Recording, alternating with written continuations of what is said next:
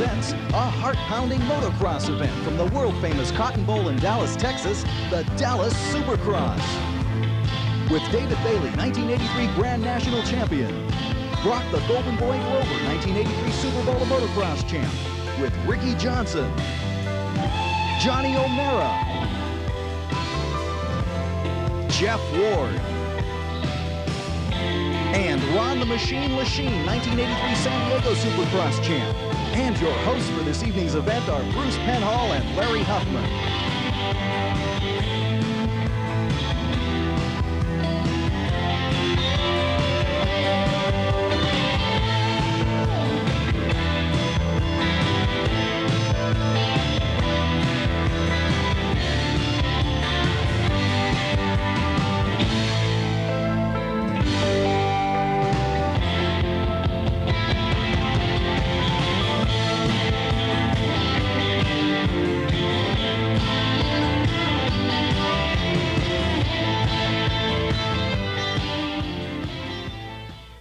Hello, I'm Bruce Penhall at the Cotton Bowl in Dallas, Texas.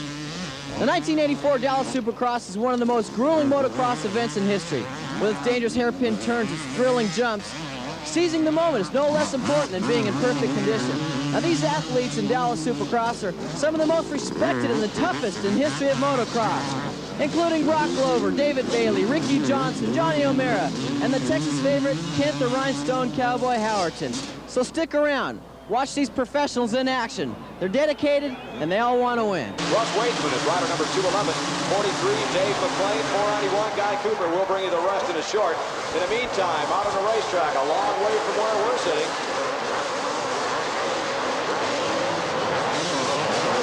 Russ Waitsman, the number 1 position. Waitsman is out in front. Jeff Frizz, number 117 from Florida. In 3rd place, Mark Barnett, the bomber. And Keith Bowen running in 4th, then 5th is Johnny O'Mara. 6th place is Dave McClain. 7th, the Hurricane, Bob Hanna. Jeff Hicks in 8th. In 9th, rider number 41. Kehoe, Eric Kehoe.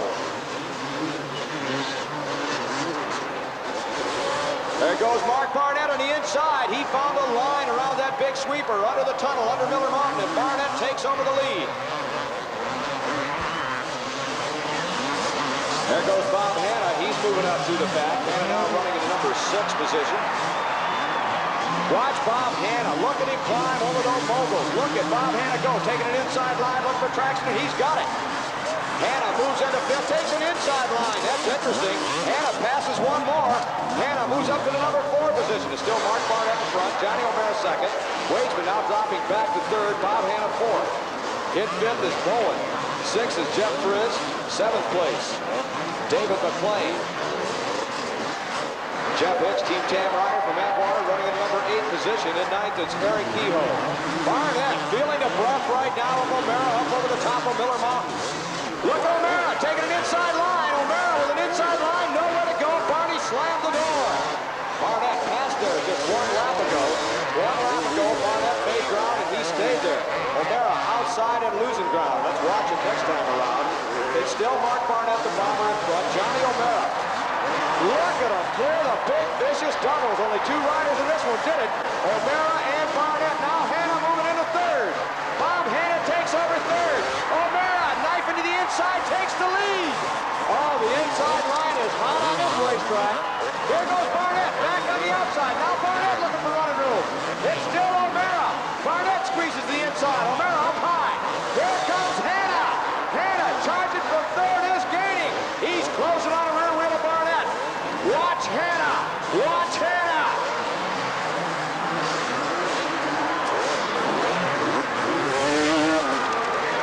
Watch O'Mara. Let's see if he moves to that inside line because it's the hot and the fast one. No, he stays outside. Here comes Barnett. Now O'Mara cuts across.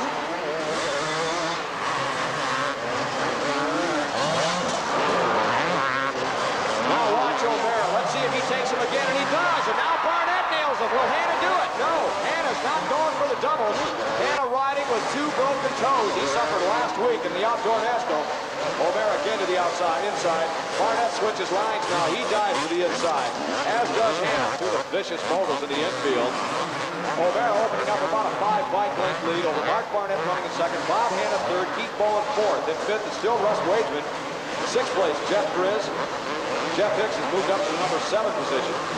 Dave McLean now running 8th, and 9th is still Eric Kehoe.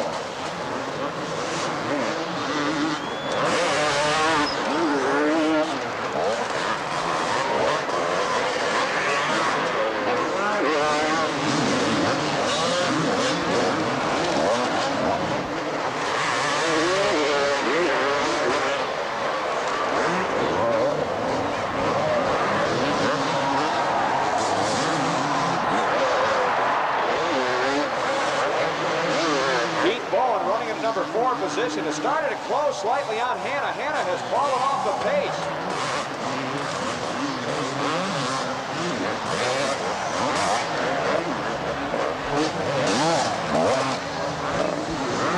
Seven riders in the top 7 places go into the semi-events.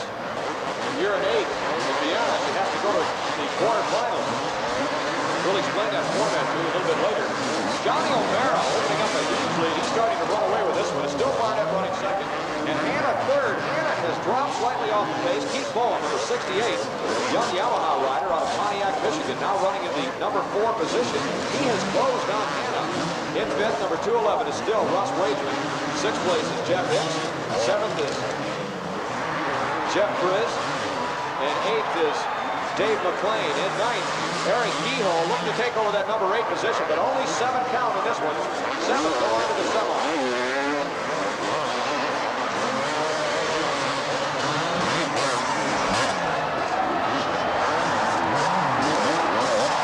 Hanna and Bowen. Hanna slid out, Bowen got by him, but Hanna right back on top of him, and Hanna back into that number 3 position. Interesting to note, just 1 week ago, Hangtown, 250cc Nationals, Hanna getting a 14th place start off the line, worked his way up past the leader, and that leader was Keith Bowen, the man currently running in 4th. 2 corners later, Bowen taking Hanna out to the max, putting through a fence. That ended Hanna's racing for that photo. I wonder if that's running through this young rider's mind right now. Does he want to take a chance going around Hanna? Hanna owes him one.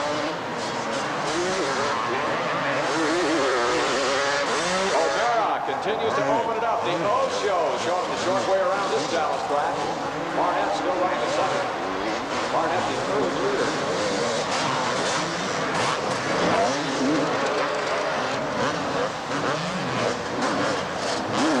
Here's Hanna's down third. Bowen dropping back about 4 maybe 5 bike lengths off the pace of Bob Hanna. He seems to be watching Hanna's line.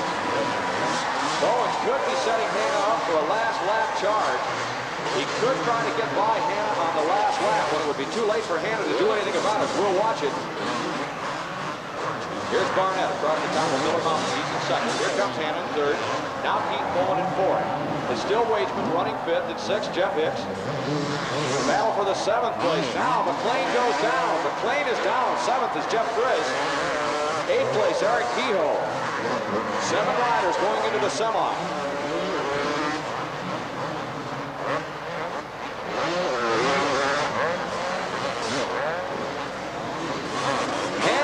Bowen picking up the pace slightly, and they have closed the gap, closed the distance on Barnett. Now Barnett running in traffic. Barnett had to pause momentarily going into the vicious moguls. Now let's see. Hanna getting sideways again. Now a 2-rider crash. Bowen and a left rider going down. 1 lap to go. Can he do it? Hanna definitely on the move. He's on the charge. Watch Hanna. Watch Barnett. Barnett running in second. Hanna in third. Hanna's on the gas. Hanna charging from the number 3 position. Oh, he'd like to pass Barnett. He'd like to position Barnett right now. Let's see if Hanna will take the doubles this time. No. Barnett knew he was coming. Barnett backed him. Hanna backing off the pace. Now less than half a lap to go. Barnett looked over his shoulder and said, "You want me, come get me. You're going to have to ride harder than that." Down through the moguls. And Hanna having his problem in that section. Barnett again opens opens it up. Picks up in that rough section, maybe 4 or 5 bike lanes. It's going to be Mark Barnett holding on to number 2 position. Here comes O'Mara to take the win. The Osho! Sideways, 1 foot on a peg. What a showman this young man is. Here comes your second place rider, early leader, Bridgeview, Illinois, the bomber Mark Barnett, and then the Hurricane Bob Hanna. Behind every successful rider, such as Brock Glover, is a mechanic. And earlier, Bruce talked to Brock's mechanic, John R. Well, you have to change the gearing, the tires, and set the motorcycle up completely different all the time? Probably just change the gearing just slightly, maybe, and maybe the tire change. Do you have a lot to do with Brock's mental attitude? Yeah, I think when he comes to the race, if the bike is clean, and like you say, everything fits right, and the levers, everything works smooth, that's a big part of it. The riders on the starting gate. It drops and out in front. Down that front straightaway at close to 70 miles an hour. Oh, look out! Billy Lyles gets slammed into a hay bale, and out in front, a surprise. Jeff Serber, a Team Tam rider on a production Honda out of Houston, Texas. Here's Serber, 249 out in front. And running in second spot was 17-year-old whiz kid from San Jose, California, Ricky Ryan on the factory Suzuki. So Serber, the son of an amateur Supercross promoter from Houston, is out in front of this Texas Cotton Bowl crowd. But here comes Ryan, 130-pound soaking wet, but he is one tough little cookie, and he's closing on Serber. Over the big jump, 60 feet through the air. It is Jeff Serber in front on the Honda, Ricky Ryan on the Suzuki in second spot. 249, Serber over the hoop-de-doo, and Ryan right behind him. Into the right-hand sweeper, Serber goes wide, and Ryan goes to the inside and takes the lead. Ricky Ryan out in front on the Suzuki, Serber in second, and here comes Billy Lyles in third over the whoop-de-doos. Lyles on the factory Kawasaki takes second. Ricky Ryan in front on the Suzuki. Lyles now on the Kawasaki in second, and Jeff Serber now running in third. Back in the middle of the pack, Brock Glover and Ricky Johnson. And Johnson is starting to move up. There is Ryan, and here comes Lyles passing in midair. So Lyles goes out in front. Ricky Johnson has gone to third now. It is Billy Lyles in front, Ricky Ryan in second, and Ricky Johnson in third. Kawasaki, Suzuki, and Yamaha. And look out, because Johnson takes second. Glover running in fifth spot. Ricky Johnson on the modified production Yamaha goes into second spot, right behind Billy Lyles. Lyles number 12, Johnson number 17. Lyles has never won a Supercross. Johnson won the inaugural Tokyo Supercross in 1982. Billy the Bullet Lyles, the pride of Fairburn, Georgia, on the new Factory Works Kawasaki in front. And Ricky Johnson in second spot. They fly over the jumps. Johnson moves up on the inside and challenges Lyles, but Lyles holds on to the lead over the big jump. The Dallas Cotton Bowl Supercross on a beautiful Saturday evening. And Billy Lyles is trying to hold off Ricky Johnson, and Johnson is tough. Oh, look out. Right her down. It's Serber. Jeff Serber, the early leader, goes down. He bounces up like a rubber ball and comes back in the race. Meanwhile, Lyles is trying to block Johnson, and Johnson is on him. Through the whoop-de-doo. Johnson throwing the ice, gambling. He goes to the inside. Lyles tries to block. He blocks him. Billy Lyles in front. Ricky Johnson running second. Moving up now in the third spot. Brock Glover, the Golden Boy from San Diego, California. They get into traffic. This could be dangerous. And there's Johnson passing in midair. Unbelievable. Ricky Johnson read the traffic in front of him and passed him like a snake oil salesman in the night. Johnson in front. Billy Lyles in second spot. Glover has moved to third. But it is Ricky Johnson on the factory Yamaha out in front. Glover hit a hay bale and slammed into it and came back in third. Johnson, 17 in front. Suffered a dislocated hip last year at the St. Louis National. Came back to racing and is stronger than ever. The checkered flag is out, and Ricky Johnson wins the first heat of the night here at the Dallas Cotton Bowl Supercross. Billy Lyles second, Brock Glover third, Ricky Ryan fourth, and Eric Eaton in fifth spot. Let's take a look at a Supercross track from a rider's standpoint. The track cost about $100,000, 600 dump truck loads of dirt, and 2 semis worth of hay bales. 400 man-hours to build and less than 100 to take out this track. Then through the tunnel they go, and then out to the right-hand turn, a high bank right-hand turn, another series of stutter bumps. It's about 3-foot high jumps. designed to throw the rider off the bike and to work the bike suspension. Then a high-speed straightaway where they reach speeds of close to 70 miles an hour, into a 6-foot-high banking, and then into a series of what they call rockers. Short, very, very difficult stutter bumps. Machine jarring the rider up and down. A right-hand turn, then over a 6-foot jump, then a smaller jump, then another series of stutter bumps.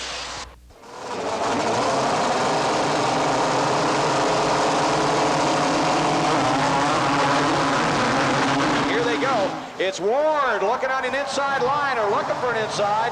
Now Lachine on the inside. Ward looks set to take that inside. Ward hit from behind is down. Ward smashed into from behind, goes down. He has got a lot of work to do. His work cut out for him as Lachine.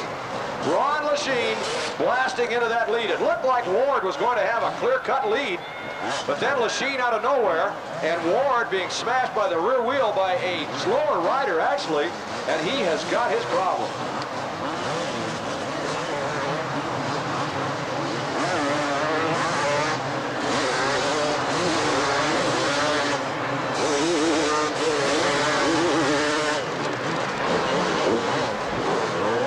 Jeff Ward with some kind of a serious problem. If he hangs it up now, he's all done for the night, and that's just what he's doing. Ward giving his bike to team manager Roy Turner, says that's it. He is mad. Jeff Ward stalking off into the pit area. We've seen the last of Ward tonight, and Ward figuring to be one of the favorites in this race. Simply an outstanding rider in this year, 1984. Ron Lachine in the lead. There's Goat Brecker running in the number 2 position.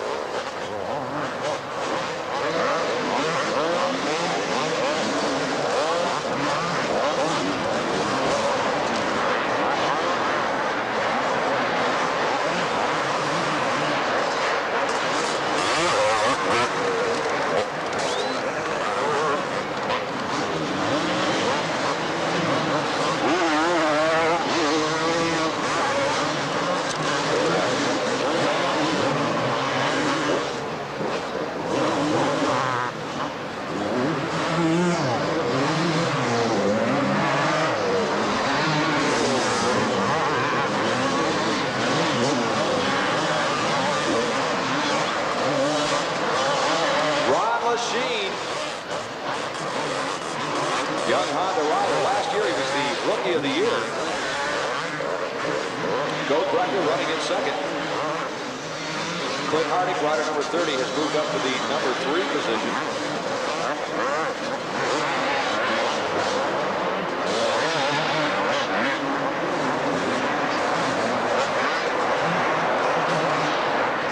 Brett Andrews running in the number 4 position. Andrews running rather in 5th position. John Kidhart running in 4th.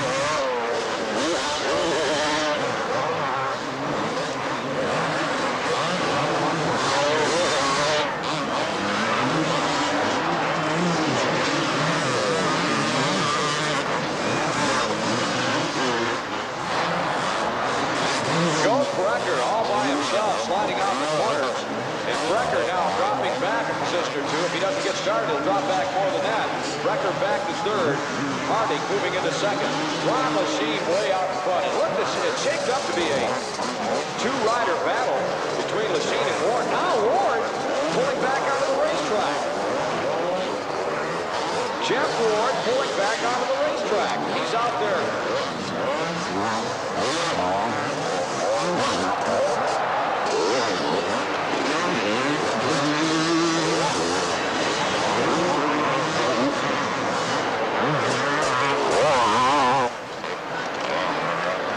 Jeff Ward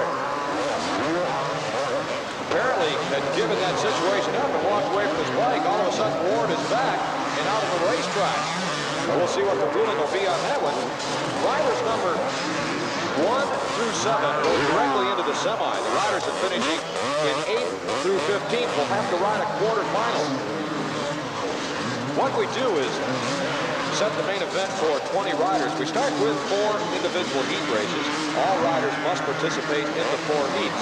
Now, the top 7 riders in each heat race will go directly into the semifinal. The riders who finish from 8 through 15 will have another opportunity to continue with the program by riding a quarterfinal.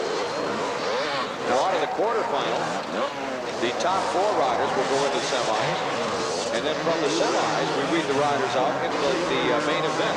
We do have 1 race in between the semis and the main. That's called the last chance qualifier. And we'll bring you the numbers as we go along. It's all explained in your program.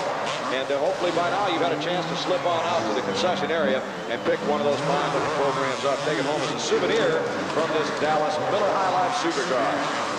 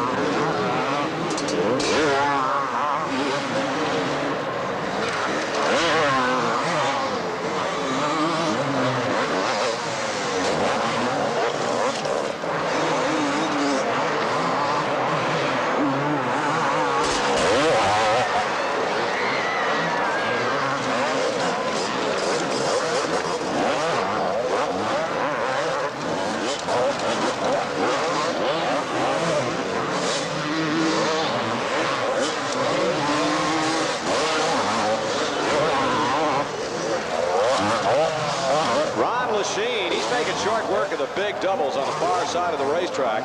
2 riders tonight, or 3 rather, have been double jumping 2 sets of them. Ricky Johnson did it, Brock Glover, and now Ron Lachine is doing it. In heat number 1, Mark Barnett, the Bauer, and Johnny O'Mara were doubling up a couple of them.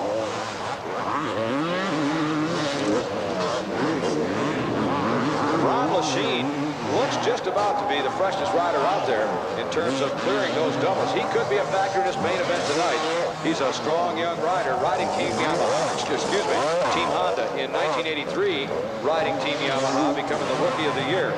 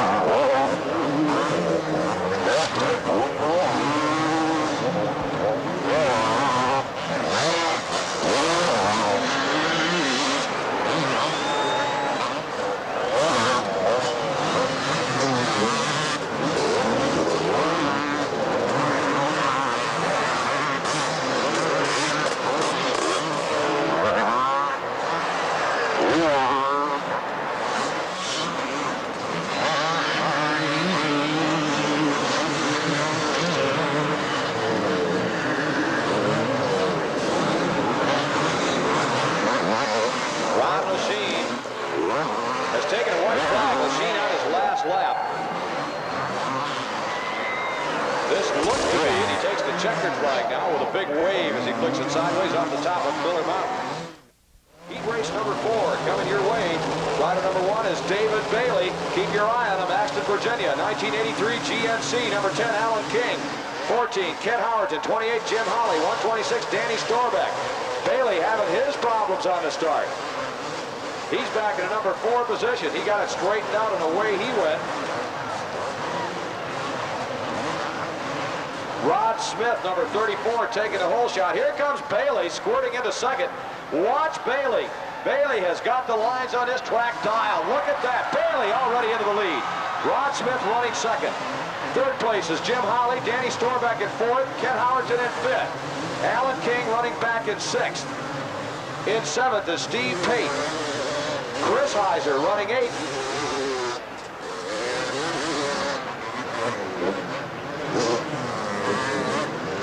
Bailey looking like he had a problem coming out of the hole. He hit the moguls. Moving back into the number 4 position, but inside a quarter of a lap, Bailey moved into the lead. Now Howerton moving into third. Ken Howerton into third. The Rhinestone Cowboy coming out of San Antonio. Howerton looking to take over second. Watch Howerton. He says, I don't like Supercross, but he's sure ripping this one apart tonight. Jim Holly in second, Howerton third. Ron Smith fourth, Alan King now up to fifth.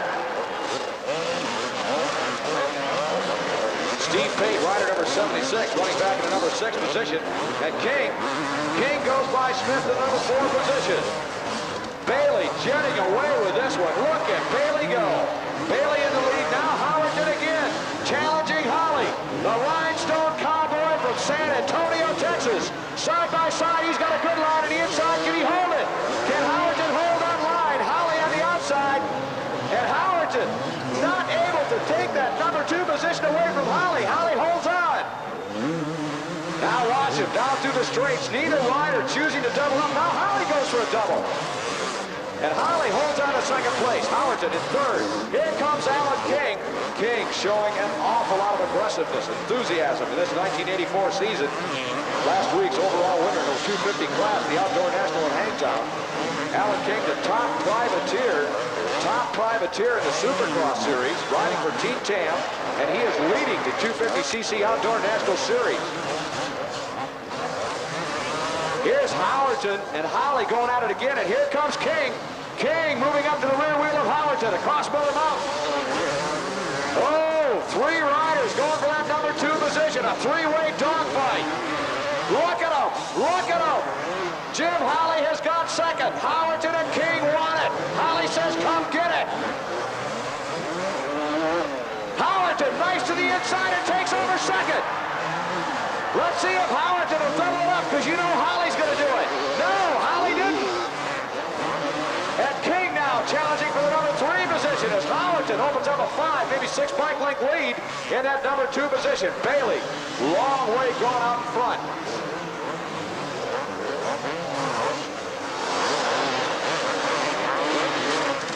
David Bailey is your leader. Ken Howerton, the Rhinestone Cowboy, many times a national champion. He did it for Husqvarna many years ago in the open class. Now Howerton riding a Kawasaki, looking for one more before he hangs it up. He says, I'd like to bang off a couple of wins in 1984. What I do in 85, I don't know. Depends on how I feel at the end of 84. This could be Howerton's last year. Alan King on the outside. That has not proven to be the best line around that corner, but Holly leaving the door open for King as he gets wide, but King not able to take advantage of it. It's still Bailey. Now, here comes King. King, Alan King from Team Tam moves into the number 3 position. Both riders side by side, doubling them up.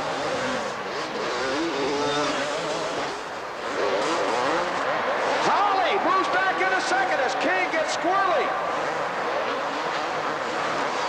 Correct that. Holly moving back into third as King gets squirrely. I didn't get that part wrong.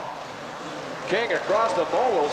Looked like he hit the front wheel, not quite where he wanted to hit it. The wheel started to slide sideways. King got back on the gas, almost lost it. Now King has his work cut out for him. He has to do it all over again. It's still David Bailey way out in front. Bailey now starting to lap slower riders. Ken Howerton, the Rhinestone Cowboys, San Antonio, Texas owned, running in second. Third place, Jim Holly. Fourth place, Alan King. Here we go. Let's watch them. They're providing all kinds of excitement down through the doubles. Here comes King. Let's see if they nail him again. And they do. Both of them. King on the inside, but nowhere to go. Yes! Oh, side by side, and King almost loses it again. King coming out of that vicious set of doubles. A right-hand U-turn, got on the gas a little bit early. Bike going sideways down a low flat track.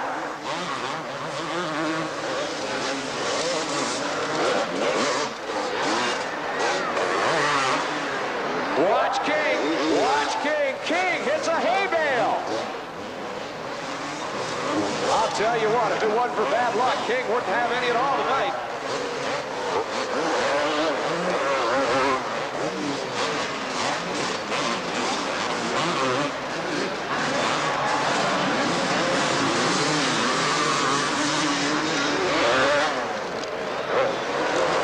Watch him setting up again for the doubles.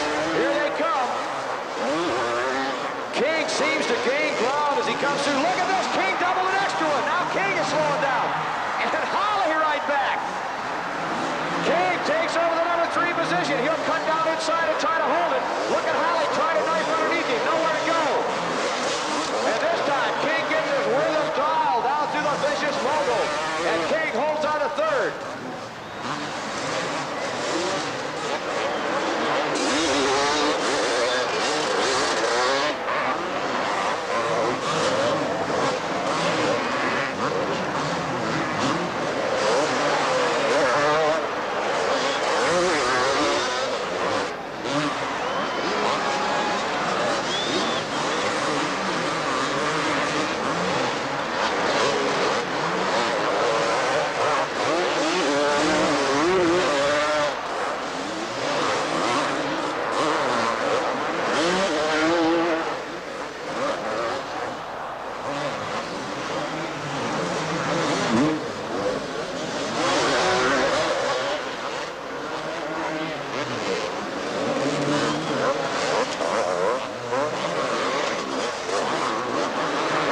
David Bailey takes the white flag off Miller Mountain last lap.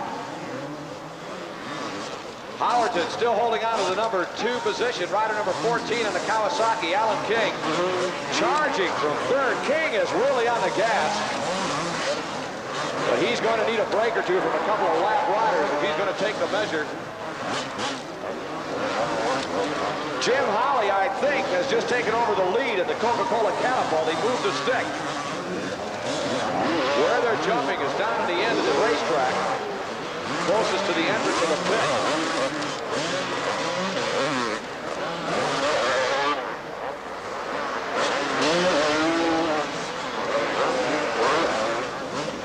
White flag is out, last lap action. Here comes Bailey.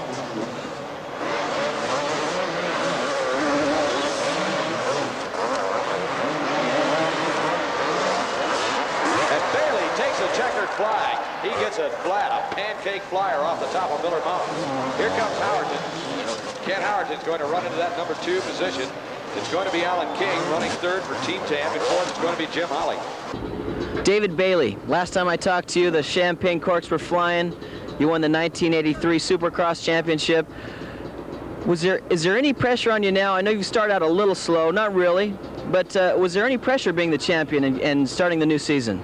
There was. I put it all on myself, though, I think. A lot of people told me that it would be a problem, my father and stuff. He's been in my footsteps, and he tried to advise me that that would happen, and I still put it on myself a little bit, but I've overcome that now, and I've been winning a lot of races, so I feel really good about my season. Yeah, it looks like maybe the first couple events, but I think you've won the last 5 events in a row or something like that, and you're just 6. Sorry about that. You're just you're doing very, very well. You just came back from Paris. You won the Supercross over there. Things look to be going really good for you. Are you happy so far? I'm real happy. I just wish that after Anaheim I hadn't hurt my foot. I hurt my foot then, and in Seattle, which was rounds 2 and 3, I didn't do that well. I finished a 10th and a 7th. So that's got me pretty far back here in the Supercross series, but hopefully if I can win tonight and keep winning, I'll get myself close enough to within the striking distance for the last race, and hopefully I can put myself in Mark Barnett's position where all he had to do was just beat me and ride like heck last year, and he came up close, but it wasn't enough. Obviously you want to win the Supercross again this year. You want to retain your title. What about the Nationals? Do the Nationals mean more to you than what the Supercross does, or is it about the same? No, the Supercross is the most important to me because everybody's involved. I have a lot more fun in the Nationals because it's more real motocross, but the Supercross is just all the excitement, and it seems the most important and the biggest one to win. So that's on my list, as far as being the most important. And it's just too bad because that's the one I'm the furthest out in right now. I'm 4th. And the 500 Nationals, they've had 3 races so far, and I've won every single moto. So I'm really pleased with my season so far in the 500s. I didn't know what it would be like because I did make the switch from 250s last year. So hopefully I can improve on my Supercross finishes and get them both running real close. Let's get back to your father, Gary Bailey. He's been so tremendous in your career, actually, helping you out so much. He was a great rider himself, and he still is. He really is. He's helping a lot with your mental attitude, it seems like, with being champion and just keeping the pressures within you, I guess. Well, he's just got good advice, and you know, he hasn't been able to go to as many of the races this year as I would like him to, but he's been doing his schools. He just got back from South Africa, and he does. He's doing a lot of them right now, so I'm getting a little bit less help, but. We just got together this week and we've sort of touched on a few bases and, you know, talked about strategies and things for from here on out towards the end of the season on what I need to do to get into the lead in the Supercross, and mainly just relax, you know, because we've discussed and analyzed, you know, when I do well in the Supercross, and it seems like it's just when I'm really relaxed and just real, you know, loose. And when I worry about it too much and think, I've got to do this, I've got to do that, and worry about so-and-so, I just get tight. Your arms get tight and you can't ride. So mainly just relax and just go out there and have a good time like I'm out practicing, because that's when I ride my best. Yeah. David, you have to be in great shape to ride stadium motocross and your national motocross. Now, you've had your injury. Has that put a hindrance on your training a little bit, and has that put you behind a little bit? Well, I lost out about, you know, 60 miles of running or so, you know, during that time. What I just do, I just ride as much as I can and I run as much as I can, and the rest of the time I just stay active and do, you know, stretching and things. So I would much rather it was an arm or something, you know, where I could still run. I lost a lot of endurance then. And this track seems to be a little tighter and the surface seems to be a little bit harder. Does this hinder your style at all, or does it bother you? It doesn't make a bit of difference, I guess, huh?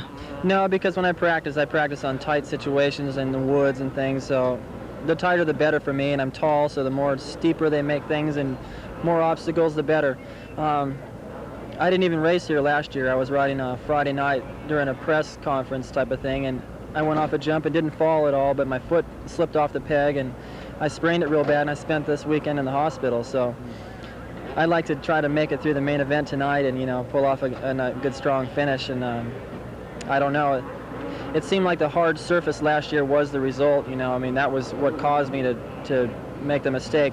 They've softened it up quite a bit, and the track looks pretty good. I haven't got a chance to ride on it yet, but I'm looking forward to it. Great. Best of luck to you, and keep that number 1 in your back, huh? All right, thanks. We go now to the semi, and what a lineup it is. Number 5, Johnny O'Mara. 3, Brock Glover. Bob Hurricane Hanna. Mark the Bomber Barnett. They line up, and there goes the gate. Down the front straightaway. Who's got the whole shot? It looks like Hicks for 22. No. Glover slams into Hicks, drives into the outside, and takes the lead. Brock Glover, the golden boy of El Cajon, California, out in front, number 3. And a tangle back in the pack, and down goes Mark Barnett. And Barnett is down hard. The former Supercross champion could be out for the night. Meanwhile, out in front, Brock Glover setting a blistering pace over the giant jump. Glover is not accustomed to getting hole shots, but when he does, he's dangerous. It is Glover in front. Here's O'Mara going to second through the tunnel. Johnny O'Mara on the factory Honda has gone to second behind Glover and is putting the pressure on Glover. Brock Glover, the golden boy, out in front, the youngest national champion we've ever had. He was a 125 title holder when he was only 17 years old. Here's O'Mara, goes down. Oh, O'Mara slams into the second of a double jump and is down. He's up. Tries to get the bike started. He's back in the fray. Glover in front. Whiting and Hicks battling for second. Another rider down. It is 117, Jeff Frizz of Orlando, Florida. I guess you could say he's on the frizz. Meanwhile, Brock Glover out in front, reading the track beautifully. His lines absolutely superb. Over him with the precision of a brain surgeon. Look at him go. Lands, puts the Yamaha just where he wants it. Here's number 12, Billy the Bullet Lyles. Gets a bad start, now moving up to the pack. Brock Glover in front, Ricky Johnson now starting to move up. It is number 3, Glover in front. Johnson now battling for second spot with Hicks and Whiting. Here's O'Mara back into the battle. Number 5, Johnny O'Mara is fighting his way back up after going down earlier. And here is Johnson now going into second spot. Number 17, Ricky Johnson. So this could be a problem for Brock Glover as his teammate, Ricky Johnson, is putting the pressure on. There's Glover, number 3, and there's Johnson, number 17, as they go with the big jump. The white flag out. All Glover has to do is hold on for one more lap. 1 lap lap to go in this Dallas Cotton Bowl semi. And number 3, Glover, is trying to hold on with his fingernails. And here comes Johnson. Ricky Johnson almost slams into Glover. That won't Glover up. He knows now Johnson is gaining on him. The final lap, a half lap to go over the whoop-de-doos. You read him wrong, you're in trouble. And that's exactly what, look out, that's exactly what Glover did. He read it wrong, and Johnson takes over the lead, goes by Glover, and has got the lead. Oh, what a tough break for Brock Glover. Johnson flying over the jump, and the crowd is happy about this. Ricky Johnson takes the lead in the final lap. The starter reaching for the checkered flag. Oh, look at that incredible sideways finish. The crowd loves it. So it is Johnson, Glover, O'Mara, and Jim Hollywood Hawley. Earlier, Jeff Ward in his heat race had some problems. Let's take a look back at that heat. Ward slams into the final jump of a series of whoop-de-doos and is down hard. He gets back up again and is down for 2 laps before coming back into it. Now, semi number 2, David Bailey, Ron Lachine, Ken Howerton, and Jeff Ward. Here's the start. They fly down the straightaway into the left-hand turn, wide enough for only 3. Scratching and clawing, and it is number 1, David Bailey, the Grand National champion, coming out in front. Ron Lachine, number 7, also in the factory Honda in second spot. The Rhinestone Cowboy, Ken Howerton, in third. Bailey on the sweeper and over the jumps. Beautiful style. He's out of Exton, Virginia. The son of Gary Bailey, a former motocross star of the early 70s, and he's taught his son well. Bailey out in front. Number 7, Ron Lachine in second. Ken Howerton, the Rhinestone Cowboy, third, and here comes Jeff Ward. Bailey slams into the second jump of a double jump. That shook him up, and that will, too. That'll crack a frame on you. Bailey in front, Lachine number 7 in second, and here's Ward, number 4 in third. Ward is a tough little cookie from Mission Viejo, California, and he goes by Lachine. Passes Lachine before the turn, and here comes Lachine back. Lachine's mad. Whoa, and Lachine almost goes down. They come out to the mechanics' turn, and the mechanics scatter. It is Lachine and Ward side by side, and handlebar to handlebar. Over the jump, Honda versus Kawasaki. Lachine number 7 in front, over the jump. Here is Ward on the inside, drives Lachine to the outside. A beautiful move by Ward. Jeff Ward number 4. Now they are battling for second spot. Bailey, meanwhile, is way out in front. Jeff Ward number 4 in second spot. Ron Lachine licking his wounds in third. Over the whoop. Here's Bailey, number 1, out in front. They get into traffic. It is still Jeff Ward and Ron Lachine battling for second. Bailey in front. A big lead he's built up. Over the whoops, he's having fun. Meanwhile, back in second spot, Ward and Lachine are going at it hammer and tong. Over the series of whoops. Jeff Ward holding on to second spot. Lachine trying to get back at him.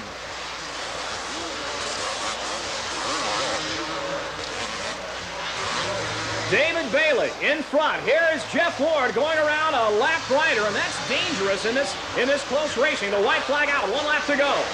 Ward is in second. Lachine is running in third spot, back behind the lap rider. Meanwhile, Bailey, number 1 in front, and here's the checkered flag, and David Bailey takes it home. Bailey takes the win. Ward second, Lachine third. Bruce Penhall's down on the starting line, talking to the riders lined up for the main event. What do you think, Johnny? Had a little crash your last heat. How do you feel? Well, I don't feel bad, you know. I didn't crash that hard. I just, my pride, you know, but I hope to be right in there in this race, maybe win it. Okay, buddy. Good luck, man. Everybody's wanting you to win. Okay, thank you. David. David, what do you think? I don't know. I just don't think when I'm here at the start. I know what I have to do already. Everything's already computed in there, and I just let it happen. 2 great heat wins. You look great out there. Best of luck. Thanks. Okay, let's get Brock. Get out of the way. Brock, what do you think? Final coming up, buddy. Yeah, it's going to be a tough one. A lot of guys are going real fast out there, so we'll have to see what happens. Hope we get a good start. Well, you don't look too slow yourself, though, huh? Oh, yeah, I have to get jumping those double jumps, I think. I hit my face really hard in the first race and kind of cut my lip up, but I think I'll have to do it for the main event or I won't be competitive. All right, Brock. Best of luck. Jeff, how about a quick word here before you start out? Well, I just hope to get a good start, as usual, and just keep it cool for the first 3 or 4 laps and try to get out in the lead and then break loose from there. You had a great semifinal with Ron Lachine, and you got by him. You had swapping back and forth a little bit, but you finally you got through and you transferred. The first heat was a little rough for you, but who cares? You're in the final. Yeah, I guess all that counts. I lost a few points there. Don't like to fall down on the first lap and lose a lot of positions, but semi improved. I felt good, so I feel good for the main. Great. We won't keep you. Good luck. Thanks, Bruce. Okay, Ricky. Ricky, what do you think? Well, so far, Bruce, I had a real good night. Won my qualifier, won my semi, and my times are looking good. So I think the race is going to be between me and Bailey because we seem to have the fastest times, and we've both won our qualifiers and semis. You look great in your heat races, semis. Look really good. Best of luck. Thank you very much, Bruce. Moving a little terrain out of the way here, Ronnie. What do you think? Huh? Yeah, a little bit. Now, what is it you're actually doing right now, then? Well, I'm getting it smooth here so I don't spin when I'm leaving the gate. Getting all the excess dirt, making sure there's nothing in my way out there. All right, man. Good luck. The stage is set for the main event. Grand National Champion #1, David Bailey. He'll be going up against an old nemesis of his, Brock Glover out of Southern California. Glover #3, and there's his mechanic, John R., who Bruce talked to earlier, right behind him. Last year at the Rose Bowl, the Super Bowl of motocross, these two went at it the entire race. In the heat race, #11, David Bailey took the whole shot. #6, Glover was right behind him, and they rattled handlebars back and forth for the entire heat race. Bailey took the heat. Then in the semi at Pasadena last year, Glover and Bailey again went at it. Glover, right behind Bailey, slammed into his rear tire and stalled the bike. Bailey went on to win the semi. Glover won the main event. And here we are at Dallas. #4, Ward, #3, Glover, and #1, Bailey. They go off the line. Johnson moves over and cuts off his teammate, Glover. They go into that first turn. Several riders down. The main event underway. It is Bob Hurricane Hanna, #6, on the factory Honda in front. And O'Mara, his teammate, takes the lead.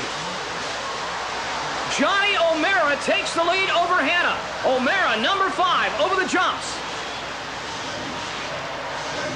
Oh, O'Mara getting a little sideways. It is Johnny O'Mara in front. Hanna running second, and here comes Glover in third. Johnny O'Mara out in front at the end of the first lap. Bob Hurricane Hanna in second, and Glover moving up on Hanna in third. The crowd watching O'Mara as he rockets through the tunnel. Hanna trying to hold on in second spot. He came back after an injury tonight for this race. Glover in third. But Johnny O'Mara is out in front, flying 10, 15 feet in the air over the jumps and landing kind of hard.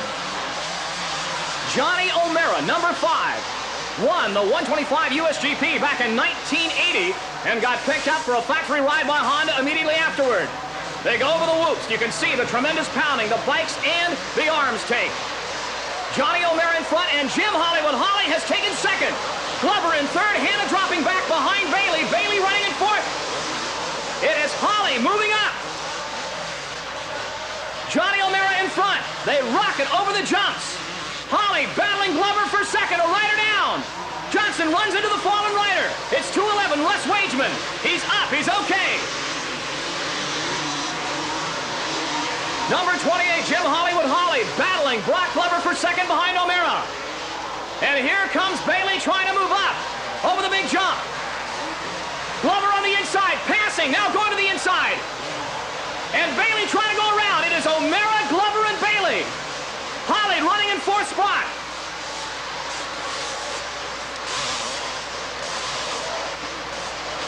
Brock Glover trying to hold on to second. Bailey is putting the pressure on him. These guys are tough. They've got to be in top physical condition. Here's Glover to the outside, Bailey to the inside. Bailey comes back, Glover comes back. Oh, Bailey down, Glover down. Launching the bike into the stands, incredible. And Glover is furious. Bailey trying to get the bike started. Meanwhile, out in front it is Johnny O'Mara, completely oblivious of this unbelievable battle behind him. And Glover has got to take his bike out of the cheap seats to stay in the race. Oh, what a terrible break for Glover. So it is Johnny O'Mara in front. Ron Lachine now in second spot.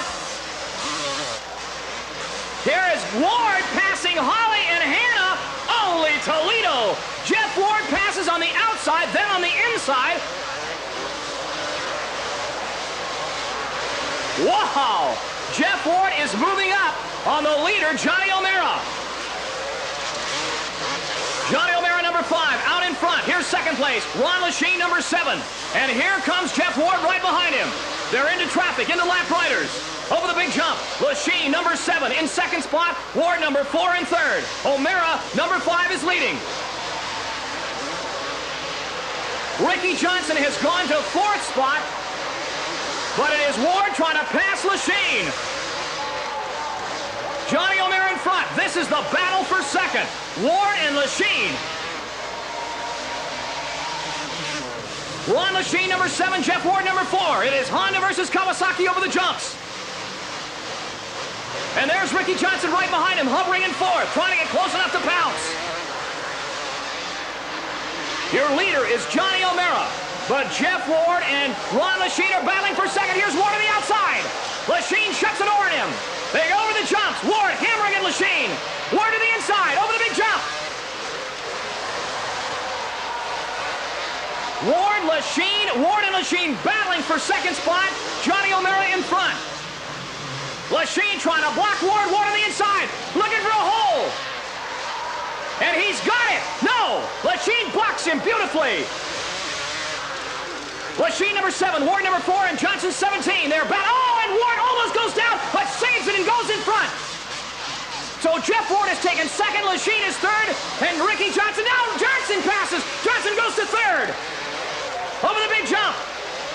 It is Jeff Ward in second, Ricky Johnson in third, Lachine in 4th, but O'Mara, completely oblivious to the battle for second, is out in front. David Bailey back around 4th spot. Johnny O'Mara, oh Johnny, go. In front, he waves to the crowd. The checkered flag comes out. A sideways shot of Johnny O'Mara. Ricky Johnson second, Jeff Ward third. Let's go down to the field for Bruce with the interview with Johnny O'Mara. Johnny O'Mara, great win today in the Cotton Bowl. What do you think? Sure, it just feels great. You know, I've won a few times this year, and it just keeps on getting better and better. You know, I was watching the start. You didn't actually make a great start to the first corner, but you came out of the first corner first. You know, it was just, I think it was being in the right place at the right time. Yeah, I had a choice of going outside or inside. I figured, since the start is so tight, that I would have a better shot on the inside, just basically stopping right on the pivot point, and everyone would drift wide. It just worked perfect. Supercross is directed by Edward Lapel. This has been a Recreation Network Sports Special. Executive producer Tom Tatum. Promotional consideration provided by Continental Airlines.